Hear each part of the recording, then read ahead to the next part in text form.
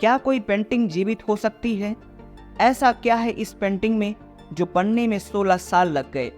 और क्यों लोग इस पेंटिंग को देखने के लिए दुनिया भर से आते? आज की इस वीडियो में हम इस पेंटिंग के बारे में जानेंगे।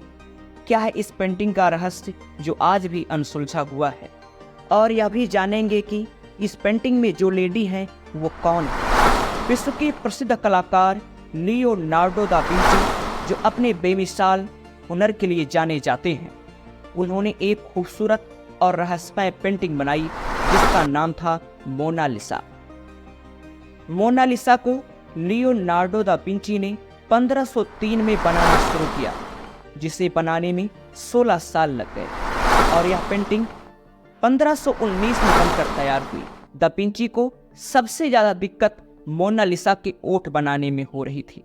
मोनालिसा के सिर्फ ओठ को बनाने में उन्होंने करीब 12 साल का समय लगा दिया। मोनालिसा की पेंटिंग का सबसे बड़ा रहस्य है उसकी मुस्कान। पिछले लंबे समय से कई विशेषज्ञ उसकी मुस्कान का अध्ययन कर रहे हैं। मोनालिसा की ये रहस्यमय मुस्कान अलग अलग एंगल से देखने पर अलग अलग दिखती है। अगर आप किसी एक एंगल से इसे देख रहे हैं तो ये मुस्कान हंसती हुई दिखती है, और वहीं दूसरे एंगल से देखने पर उसकी मुस्कान फीकी पड़ जाती है। कहा यह भी जाता है कि लियोनार्डो दा विंची ने जिस औरत की ये पेंटिंग बनाई है वह अपने भीतर कई राज छुपाए हुए है। इसी वजह से मोनालिसा की मुस्कान काफी रहस्यमय है। कुछ साल पहले एक डॉक्टर ने इस रहस्य पर्दा उठाते हुए यह कहा कि मोनालिसा के ऊपर के 2 दांत टूटे हुए हैं। इस वजह से उसका ऊपरी ओठ थोड़ा सा अंदर की ओर दबा हुआ है। साल 2000 में हार्वर्ड के एक प्रसिद्ध न्यूरोसाइंटिस्ट ने मोनालिसा की पेंटिंग पर रिसर्च करने के बाद यह बताया कि मोनालिसा की मुस्कान कभी नहीं बदलती, बल्कि आपका माइंड सेट जैसा रहता है वैसे ही मोनालिसा की पेंटिंग आपको दिखती है। अगर आप खुश हैं तो आपको मोनालिसा की पेंटिंग मुस्कुराते हुए दिखती है, वहीं अगर आप दुखी हैं तो मोनालिसा की ये मुस्कान फीकी पड़ जाएगी। हालांकि आज भी इस बात का पता नहीं लग पाया है कि मोनालिसा कौन थी, अर्थात जिस लड़की की तस्वीर को लियोनार्डो दा विंची ने बनाया था वो लड़की कौन है।